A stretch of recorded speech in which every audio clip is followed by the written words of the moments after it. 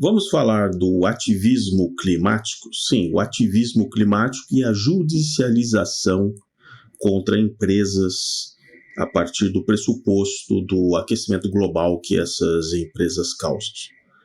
Eu sou o Paulo Bittencourt, bem-vindo ao Modernidade Ciência, se inscreva no canal, coloque aqui o seu joinha e vamos ao vídeo sobre a judicialização da questão climática.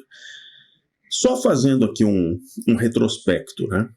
Todo esse ativismo climático ele começa ali por volta de 1992, com a realização da Eco 92 no Rio de Janeiro, onde toda uma proposta com relação ao ambientalismo e tal. Isso é muito significativo que seja em 1992, já após o fim da União Soviética, onde o foco dos movimentos progressistas passa a ser a questão ambiental. Então sempre você verá um movimento progressista ligado às questões ambientais. O ambientalismo passa a ser uma bandeira para tentar dar um reset no capitalismo, destruir todo um processo produtivo através da mitologia do aquecimento global. Bom,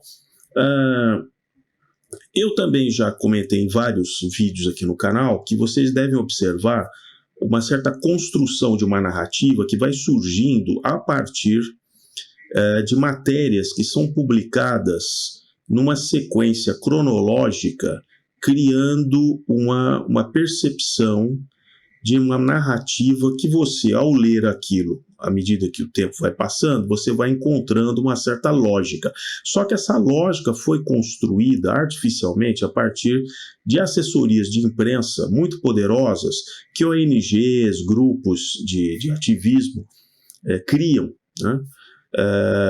A partir, então, dessas assessorias de imprensa, onde eles montam uma pauta. Então, eles distribuem as matérias para os vários veículos da mídia, que já comprou essa narrativa fofa do ESG, do aquecimento global, do maior nível dos oceanos, aqueles cientistas que trabalham para essas organizações, e ficou muito fofo falar sobre tudo isso, usando modelos matemáticos, projeções, né, e estatísticas que as pessoas comuns normalmente não conseguem digerir aquilo, né. Então, essas assessorias de imprensa, elas vão pautando, então elas vão colocando as matérias como pílulas nos veículos. Então, nós temos aqui, por exemplo, em 15 de junho, no jornal, aqui, daquele que adota muito, né? Já tem até uma coluna só sobre ESG e práticas e tal. Então, a matéria é assim: injustiça climática. Vejam como vão sendo criados clichês. Então, já está sendo criado o clichê da injustiça climática. Então, quando você mais para frente ouvir um ativista, alguém falar da injustiça climática porque houve uma enchente em tal lugar, você falou assim: eu já ouvi isso da injustiça climática. Então, vão sendo criados clichês para ficar mais fácil passar uma ideia rasa, sem que as pessoas mergulhem realmente na profundidade, nas fontes primárias, por exemplo. Então, injustiça climática, aquecimento global afeta pessoas e regiões de forma desigual. Eu já comentei que é muito recorrente hoje que nos títulos das manchetes jornalísticas eles já coloquem a conclusão que eles querem que você tenha ao ler aquela matéria. Então a conclusão já está posta no título. Então vamos repetir assim: injustiça climática, pois já é um fato, né? Injustiça climática. Então assim, a injustiça climática já existe, certo? Já foi colocado. Injustiça climática. Aquecimento global afeta, então já é assertivo. Aquecimento global afeta pessoas e regiões de forma desigual.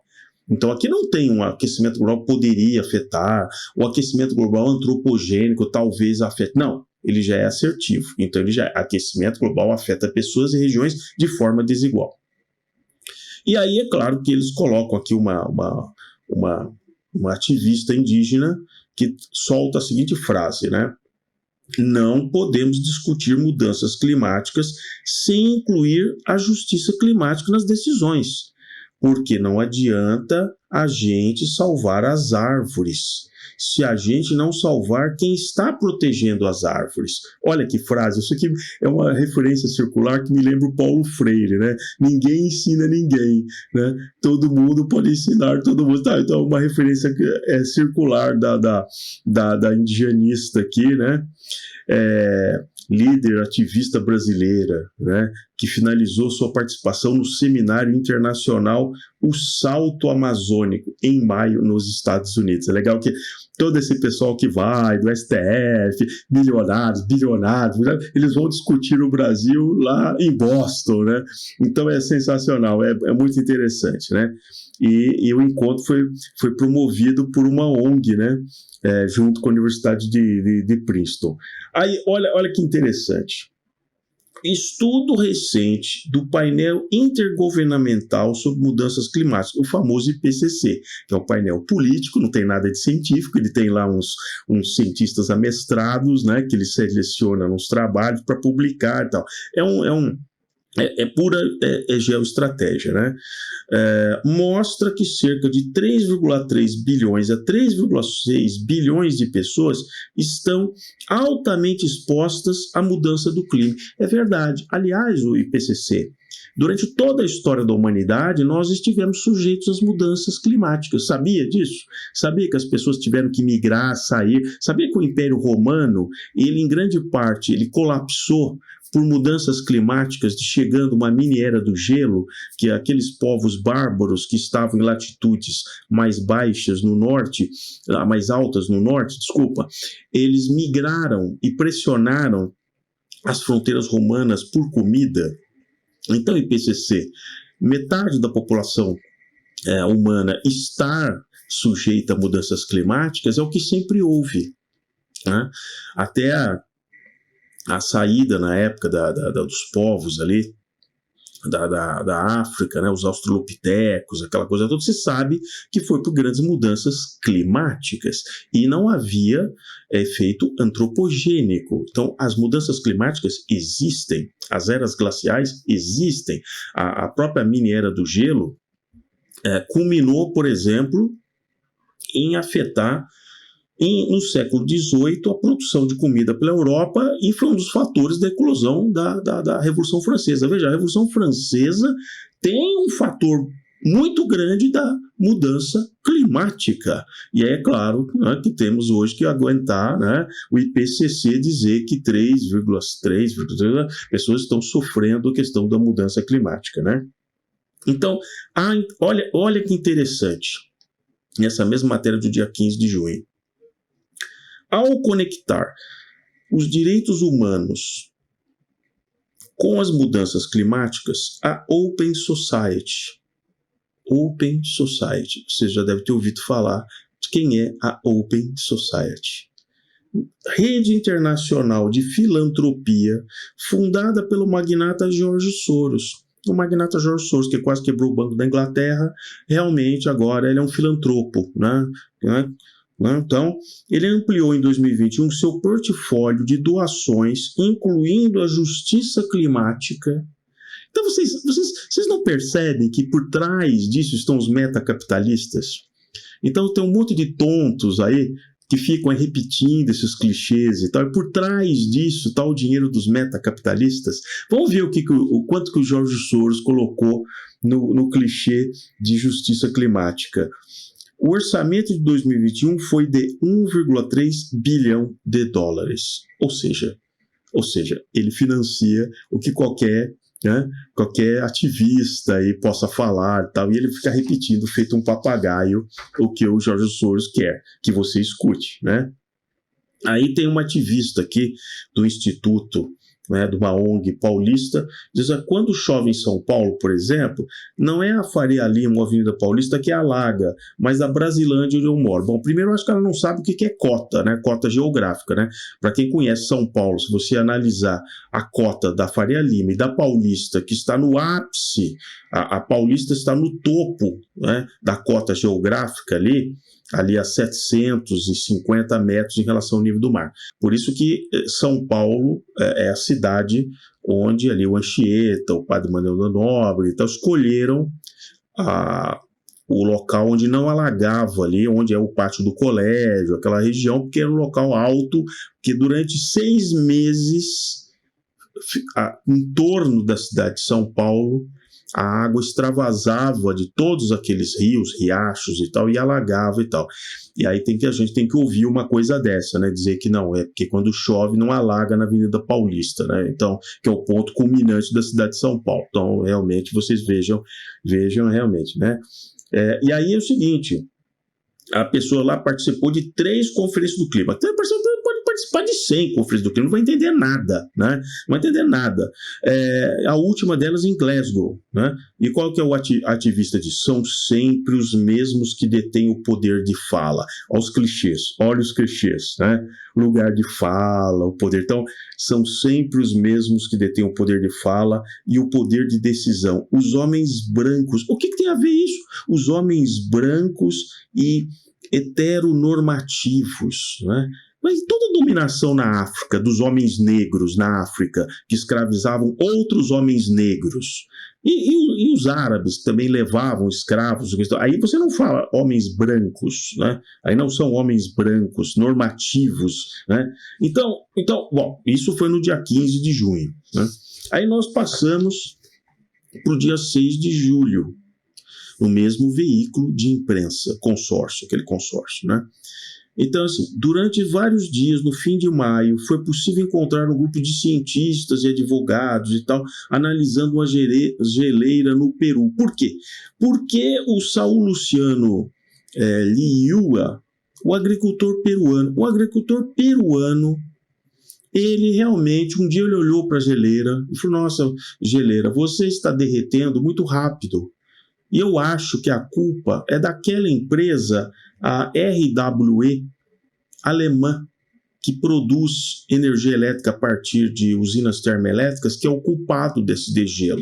Então, o agricultor peruano passou a processar 7 anos atrás a RWE como a culpada do degelo a 5.000 metros de altitude no Peru pelo degelo. Veja a posição dessa localidade do Peru, que está sob toda a influência do Oceano Pacífico, do El Niño e do Laninha, né?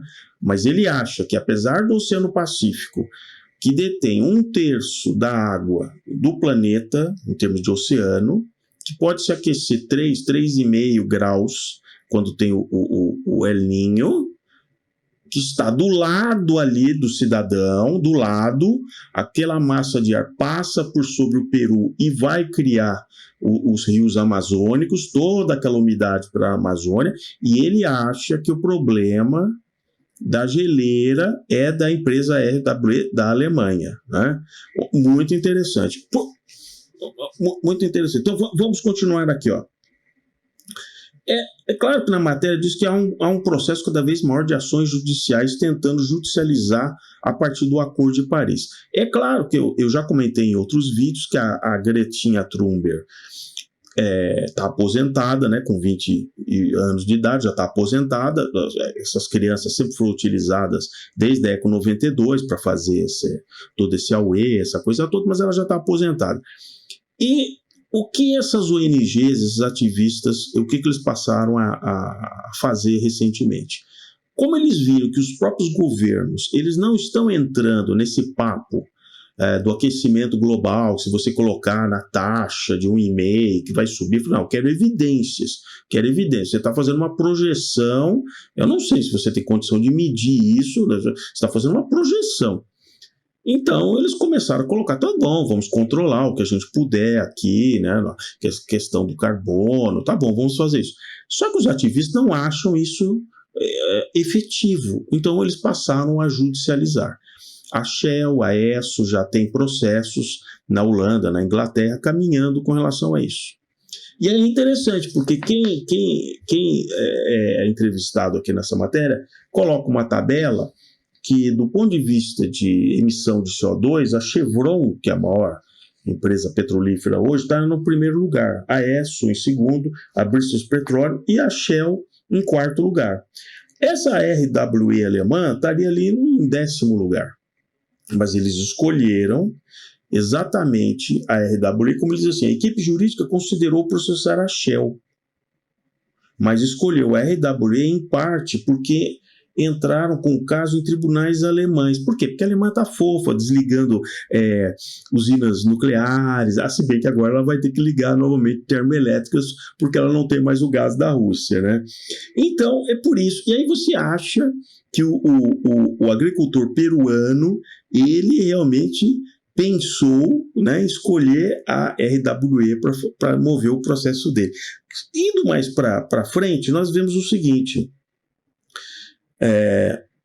se esse for um caso bem sucedido, diz aqui o chefe de uma ONG, não tenho dúvidas de que haverá provavelmente um grande número de processos judiciais adicionais. Quem diz isso é o Christopher Balls, diretor de diretriz da organização sem fins lucrativos da Germanwatch, que está apoiando o tal do Luciano, lá o peruano.